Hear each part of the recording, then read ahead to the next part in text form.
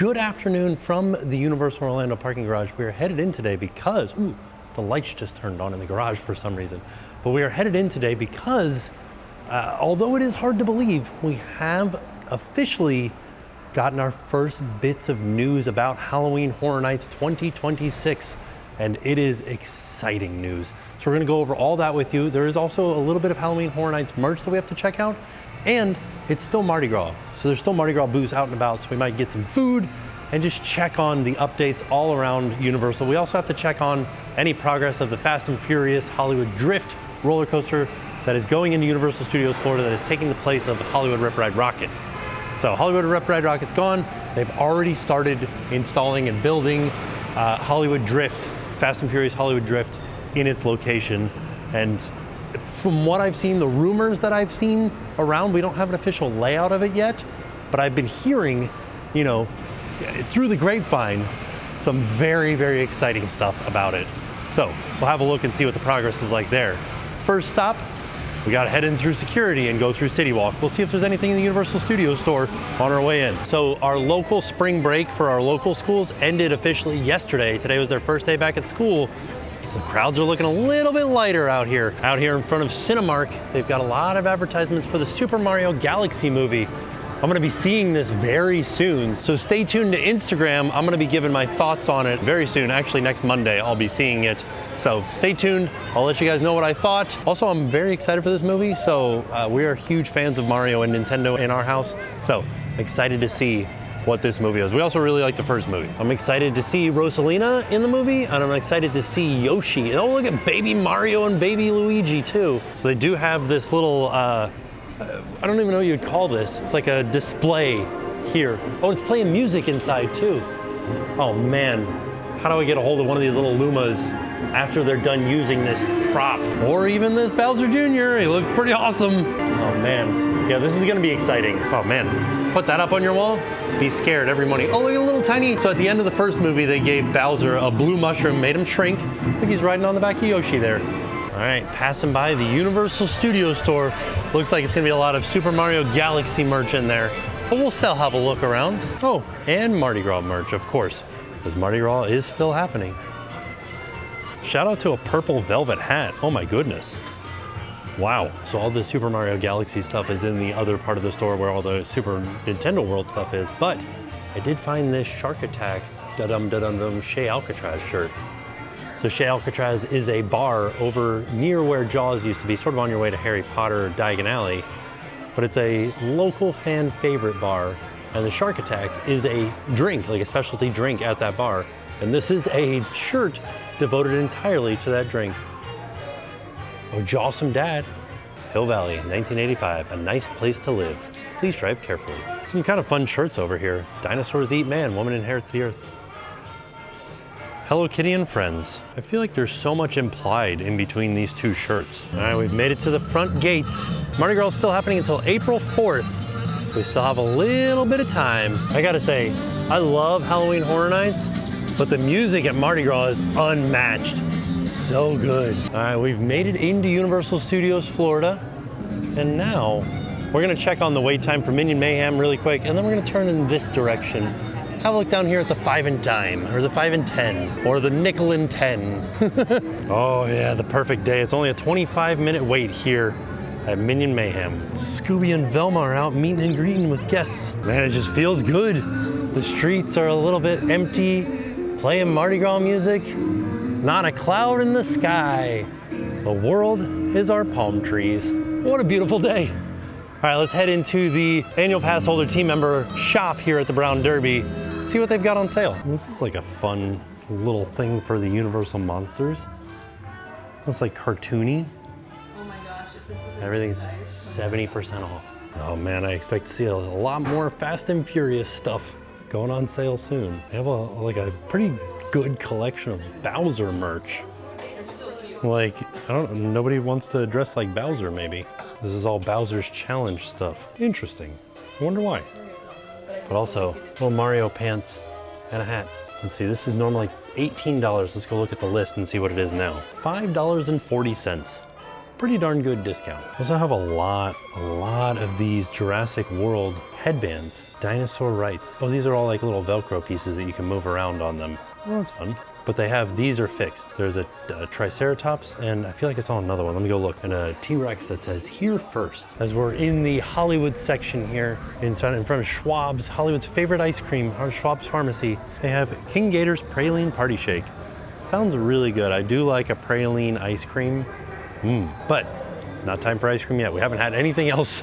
So let's find something else first. Maybe we'll come back if we still have room for ice cream. All right, the 5 and dime, the 5 and 10. So we did get an announcement that our very first house features Jack the Clown and Dr. Oddfellow. So I'm gonna go and explain this a little bit of Halloween Horror Nights lore for you guys. So while we were on vacation, we did get a letter or a package from Universal Orlando, and inside that package was an envelope that contained a promotional ticket to Halloween Horror Nights 35. And on it, it says the opening date of Halloween Horror Nights, 8/28/26, and then down at the bottom there, March 21st, 2026. So we were on vacation for March 21st, but they did have an announcement at MegaCon, and the announcement was they are bringing back Jack the Clown and Dr. Oddfellow for a house. A really interesting thing to notice about the back of this ticket is that if you look down here where it starts saying 35 years of fear, the I in will is lowercase, the O in horror is lowercase, the N in tuned is lowercase, and the C in March is lowercase. If you kind of rearrange those letters, that does spell icon. So we haven't had an official announcement for an official icon in a few years, but we did get the announcement that Jack and Dr. Oddfellow are coming with a house that is devoted to them. So Dr. Oddfellow was introduced in 2000 along with Jack. Like, they were both introduced at the same time because their stories are kind of interwoven, because Dr. Oddfellow was the employer of Jack. So the way that Jack and Dr. Oddfellow are intertwined is that Jack started out as a murderer. He was a demented guy, and he thought, you know what would be fun? I should be a clown. So he turned into a clown, eventually to be employed by Dr. Oddfellow, because Dr. Oddfellow had a circus. And so Dr. Oddfellow employed Jack, and Jack started using his clown persona to kill people. He started murdering people and causing all sorts of chaos and mayhem. And his ways became more and more overt and on stage, and like, he was doing it in the public. And Dr. Oddfellow, his employer, was like, I don't really like that. Although Dr. Oddfellow was also killing people and, you know, being a bad guy just in private. He was doing dark occult things that had to do with the Zodiac and the dark power of the Zodiac. In order to try to gain more power, he would do sacrifices and rituals as far as the Zodiac power goes. And then, so as soon as Jack started being a little bit more like out in the open, doing things up on stage and really like kind of ruining Dr. Oddfellow's circus vibe, he said, I'm not gonna have that. So Dr. Oddfellow said, I'll take you out, Jack. And so he killed Jack, but as he was doing that, Jack scratched Dr. Oddfellow's face.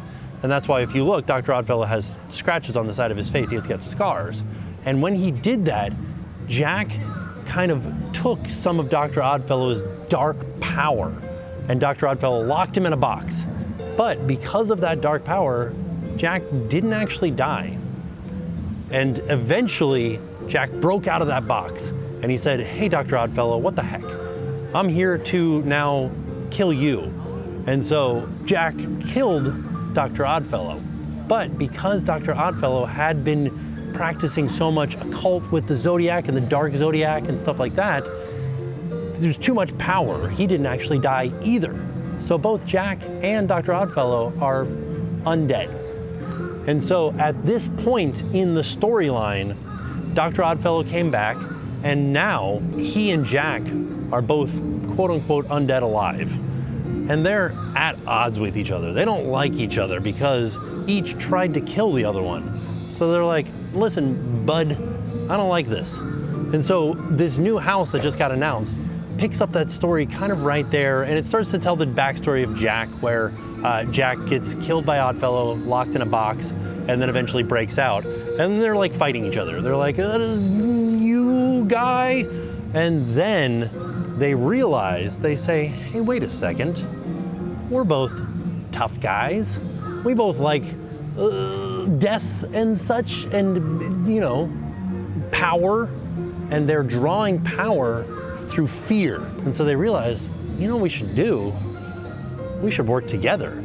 Although they still don't like each other, they have determined that working together will get them more power than if they were fighting each other, because they're using their power or whatever to fight each other, because they are not gaining power by fighting each other. They're really focusing on fighting each other. In the house that is coming this year, they have determined that it's best for them to join forces and really cause as much fear and chaos as they can. Although Jack likes the chaos side more, whereas Oddfellow likes the control side more. So we have kind of a yin and yang thing happening.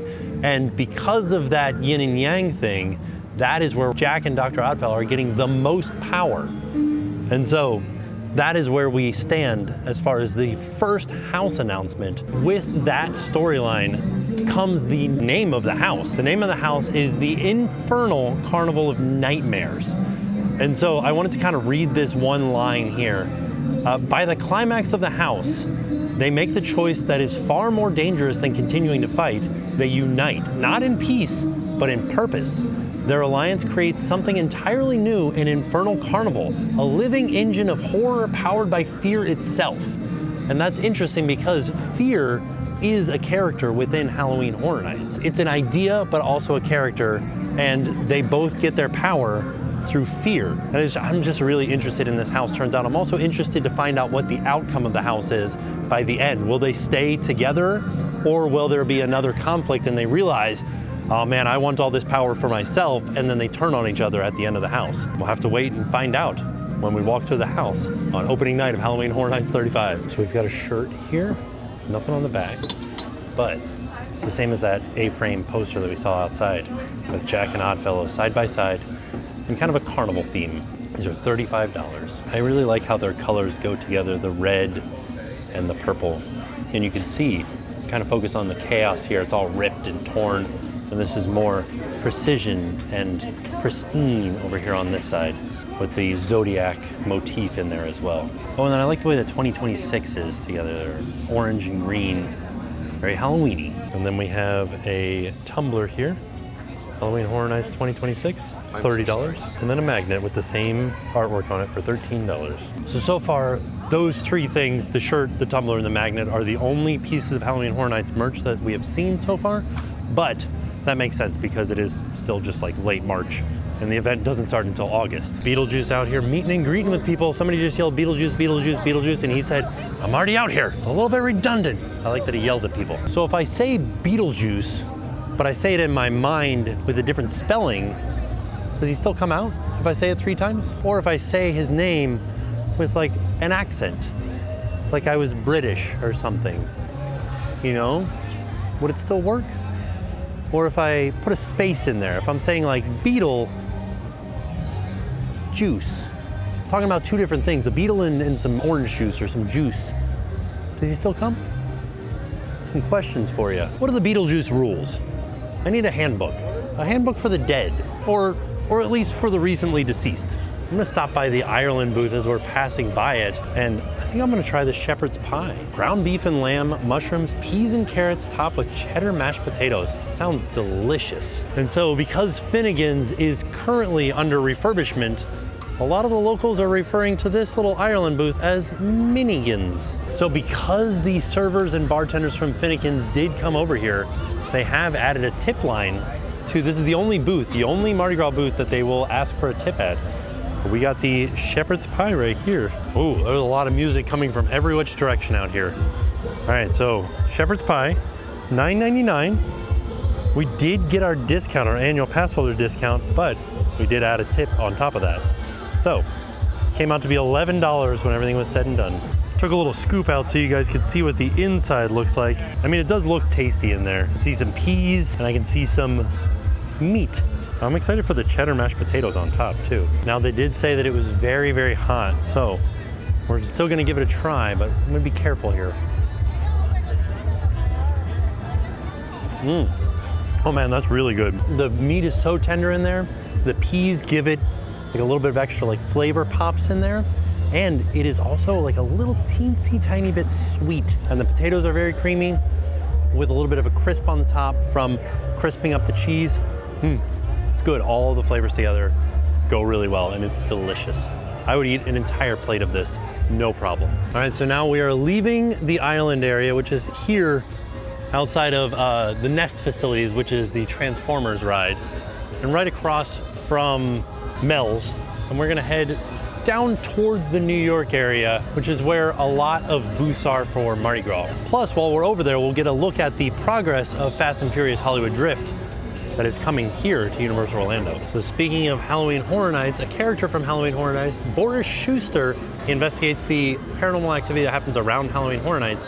But if you look in the window here, there's just a question mark on his bulletin board. Previously, there was all kinds of string and news articles and things linked together. Now, just a question mark. So in years past, this window that's up above me, Boris Schuster's window, has been linked more towards the tribute store, which is kind of like a side storyline for Halloween Horror Nights. But it could be also linked to the main storyline. You never know, they might change that this year, they might add some things, they might take away some things, you never know. Like the storyline could evolve in any direction. That's the fun thing about Halloween Horror Nights. A little bit better look at the question mark up here. And you can see right there, on this cup, there's a tribute store sticker. It's a tribute store comics sticker. So there you go, that links it into the tribute store right there, and there's the question mark. Theme park pigeon racing. Who's gonna win? Ah, the gray one won. So we do have the NOLA Bayou and the New Orleans booth over here, which we've already tried stuff from these booths. So I'm gonna keep making my way kind of that way. Who's yelling? What? Well, hashtag the panda is out here right now. So we're gonna continue our way through the New York section and head back. What? There's still, oh, he's saying, let's have some beignets maybe? Fresh, hot beignets. I get it now. I can understand what he's saying, but he was yelling it. So right now we have one more concert to go, and that's the All-American Rejects. Oh, we missed the Bare Naked Ladies last weekend. But first, I'm gonna head over here, see if we can see anything for Fast and Furious Hollywood Drift. So far, nothing's sticking up. But we'll go over here a little bit by the fence. Yeah, just through the scrim here, we can kind of see that they've got some footers poured. But other than that, we don't see anything else. Just the footers and whatever those things are right there. But yeah, so footers are poured. Nothing's gone vertical yet, but we will go out to CityWalk before we leave and double check, kind of have a look inside this area from CityWalk, see if we can see anything different. So yeah, right there, you can see those footers kind of just past the fence there. As we're heading into the New York section, nothing that we can see over here for Fast and Furious Hollywood Drift either, but we still have a while. It says coming in 2027, so there'll be many an update coming from Universal about Fast and Furious Hollywood Drift. We can see a structure that they are building as part of the Fast and Furious Hollywood Drift over here, just past the firehouse. Passing by Finnegan's too, it is closed for refurbishment, like we said earlier, and that's why we're getting our food over there at the Island booth. We're gonna take a quick stop into Sahara Traders. Sometimes they have some Halloween Horror Nights stuff. I'm not like really betting on it today, but let's just have a look anyways. So no Halloween Horror Nights stuff, but they do still have some of the items up from the tribute store when it was in here last, including this display that is a tribute to all tribute stores in the past. Like it's a tribute to the tribute of the tributes. And then in here, this was the location of last year's Halloween Horror Nights tribute store, but it has since returned to the arcade that it was before and all of its arcadey glory. All right, now we are leaving the New York section of the park and headed a little bit further back towards San Francisco to try to get some more food. We miss the Beat Builders. They're all heading down. This is a good show if you ever get a chance. They do have a Mardi Gras theme happening right now for their show. Making our way back towards the San Francisco section. And earlier in the video, we mentioned when we showed you the shirt for Shea Alcatraz, there's Shea Alcatraz right there. Just as soon as you get in the San Francisco section. Right across from the exit to Fast and Furious Supercharged, the current Fast and Furious ride that will be shutting down when they open up the new one. We've got the Austria booth, and I might try this this pork schnitzel, Vienna style pork schnitzel, crispy pork cutlet with potato salad, lingonberry jam, and lemon. Sounds kind of good. Fluffy torn pancake pieces dusted with powdered sugar and served with applesauce and lingonberry jam. That also sounds good. I might try both of them. This one's called Kaiserschmarren. Kaiserschmarren. And it's vegetarian. Maybe this shot will be a little bit less glary so you guys can actually see what I'm talking about. All right, so here's the pork schnitzel, and this is gonna be steamy hot because they just pulled it out of the fryer. That's one good thing about it not being a very busy day here. You get your food freshly cooked. And these are the pancakes, and these also just came out. So these are both fresh as fresh can be. Let's get a bite of this schnitzel. Oh, okay. And the batter, very tender, not like chewy or tough or anything like that, cooked perfectly. The batter though, the like crunch on the outside is almost sweet. Almost like, I don't know if you guys have had this before, but they sometimes will fry things with like cereal. Like they crush up cereal and use that as the batter instead of flour. That's almost what this tastes like, because it's that sweet, like it's sweet cereal. It's good. I'm gonna have to try it with the lingonberry. Let me try that. There's also lemon. I'm gonna put some lemon on it too. All right, so I put a little bit of lemon and a little bit of lingonberry jam on it. And we'll see how this tastes now. The lingonberry almost tastes like cranberry. It's like a mix between cranberry and blueberry. It's close. Not as tart as a raspberry or as a cranberry, and not as sweet or not as like watery as a blueberry. It's definitely like a very strong berry flavor, but it's unique, but sort of has the hints of other berries. I mean, that was really good. I liked it. I like it with the lemon on it. It's good.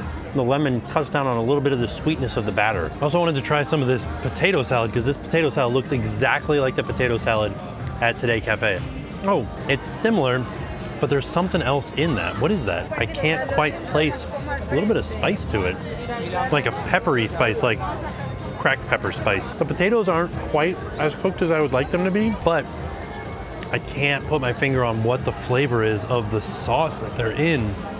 But it definitely has a little bit of a kick, almost like a mustard or a cracked pepper kick. Can't place that one. Not my favorite potato salad that I've ever had, but it is still good.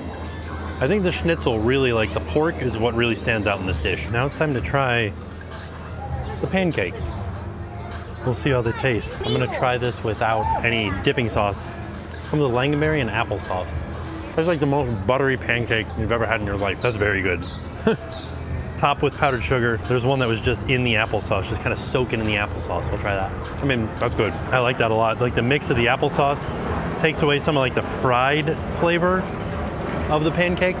Some of like the buttery friedness of it. Let's try the lingonberry. Also very good. That one actually was like lingonberry and applesauce mixed together because they're kind of right next to each other in the thing here. It's really good, but be warned, this is intensely sweet. Like they put the powdered sugar on it, but it also sort of tastes like it has the like sugar pearls in it. It's intense. So if you're not a huge fan of like super sweet things, maybe don't get this.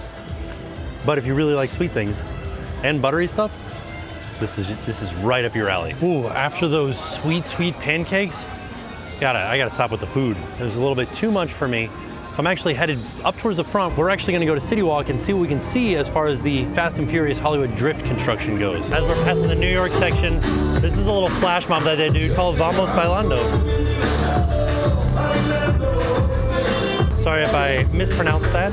This happens every day. And it's cool because they also bring in audience members to do some participation, some dancing. Just passed by the beignet booth on the way out. And I was thinking that's sort of what those pancakes reminded me of.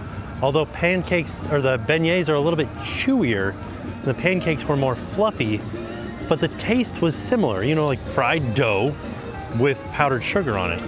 And there was also a crunch on the pancakes from the crystallized, or like the pearlized sugar. So you can kind of get an idea of the flavor of those if you kind of imagine a fluffier beignet. Sort of. Before we leave, I just wanted to give you one last like crowd level appreciation shot.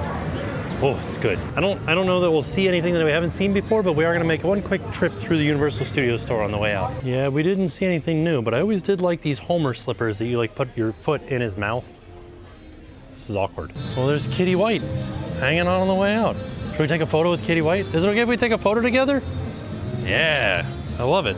They look fantastic. All right, we made it out to CityWalk, and we can definitely see much more where Fast and Furious is going. It is still just footers right now, but I think they're gonna start going vertical pretty soon. Roller coasters go up pretty quick after you get the footers in because it's all pre-made off-site and they just bring it in and bolt it all together. So we should start to see some braces and some track going in. But they are starting to put in, you can see they're building a wall kind of over here, but it looks like they're gonna be doing some more of the concrete work before they bring in the actual steel to go vertical on this roller coaster. At least in this section that we can see. There is a whole nother section over here.